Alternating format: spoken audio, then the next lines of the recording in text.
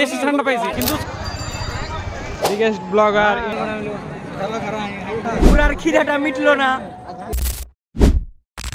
Hello everyone, আসসালামু আলাইকুম। প্রথমেই ক্ষমা চেয়ে নিচ্ছি, কারণ এই ভিডিওটি করা হয়েছিল ঈদের দিন বিকালবেলায় আর আপলোড হচ্ছে প্রায় অনেক দিন পরে। তার কারণ হচ্ছে ঈদের সময় কিছু ব্যস্ততার কারণে ভিডিওটি আপলোড দিতে পারিনি, আর হাতে তেমন ভিডিও ছিল না, যার কারণে ভাবলাম যে এখন আপলোড দিই, তাই এখন আপলোড দিলাম। তো আমরা এখন চলে আসলাম আমাদের চিরচেনা বজরাটেক ঘাট। এখানে আসার কারণ তো আপনারা জানেনই যে আমাদের ভোলাহাটে তেমন কোনো ঘোরার জায়গা নাই, তালপল্লী আর বজরাটেক ঘাট ছাড়া। তালপল্লীর থেকে বজরাটেক ঘাটে একটু বেশি ভালো লাগে, যার কারণে প্রতি ঈদে এখানেই আসা হয়। আমরা এসেছিলাম মাগরিবের একটু আগে, তারপরে অনেক দর্শনার্থী ছিল এখানে। আজকে ঈদের দিন প্রচুর পরিমাণে দর্শনার্থী দেখতে পাচ্ছেন একদম। এখন মাগরিবের প্রায় আগ মুহূর্ত, তাও অনেক দর্শনার্থী আছে। আরে যে আমাদের দর্শনার্থী বলতে আমাদের আসতে দেরি হয়ে গেছে, তার জন্য আমরা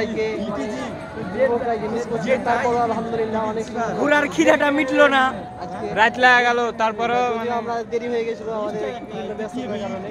তারপর আলহামদুলিল্লাহ সরঞ্জাম মানে কপালে ছিল না, যান্ত্রিক ত্রুটির কারণে। হ্যাঁ, এই জায়গাটা আমার কাছে মোটামুটি ভালোই লাগে, কারণ ওই পাশে আছে ইন্ডিয়া আর এই পাশে হচ্ছে বাংলাদেশ। আর এখানে আসলে আপনি নৌকা ভ্রমণও করতে পারবেন এভাবে। আমাদের দ্য বিগেস্ট ব্লগার মানে best blogger biggest blogger in Bholahat.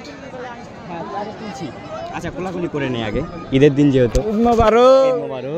এখানে কিছুক্ষণ থাকার পরে আমরা একটু হালকা পাতলা চিপস পার্টি করছিলাম, যেহেতু সময় অনেক কম, মাগরিব হয়ে যাচ্ছে। চিপস পার্টি করার পরে আমরা উপর দিকে গেছিলাম আই লাভ ভোলাহাটের কাছে, আর ওখানে গিয়ে দেখি যে মাগরিব পার হয়ে গিয়েছে, তারপরে অনেক লোকজন ভিড় করেছে ওখানে ছবি তোলার জন্য। অনেকক্ষণ ঘোরাঘুরি করার পরে বাসার দিকে রওনা দিয়েছিলাম, আর সাথে ছিল ক্লাস ফ্রেন্ড গুলা। তো ক্লাস ফ্রেন্ড গুলা একসাথে থাকলে কি ফাজলামি আর কি হয় জানেনই তো সবাই। মাঝ রাস্তায় গিয়ে তারা বসে গিয়েছে। এখন রাতের অন্ধকারে নদীর ধারে সান্ডা খুঁজতে চলে এসেছি।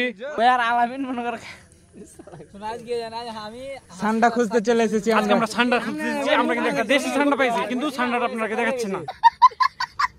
নদীর ধারে আমরা অনেকক্ষণ বসে ফাজলামি আর কি করছিলাম। তো এভরিওয়ান, কেমন লাগলো আজকের এই ভিডিও? যদি ভালো লাগে অবশ্যই ভিডিওটিতে লাইক দিতে ভুলবেন না। দেখা হচ্ছে আপনাদের সাথে নেক্সট ভিডিওতে। আল্লাহ হাফেজ।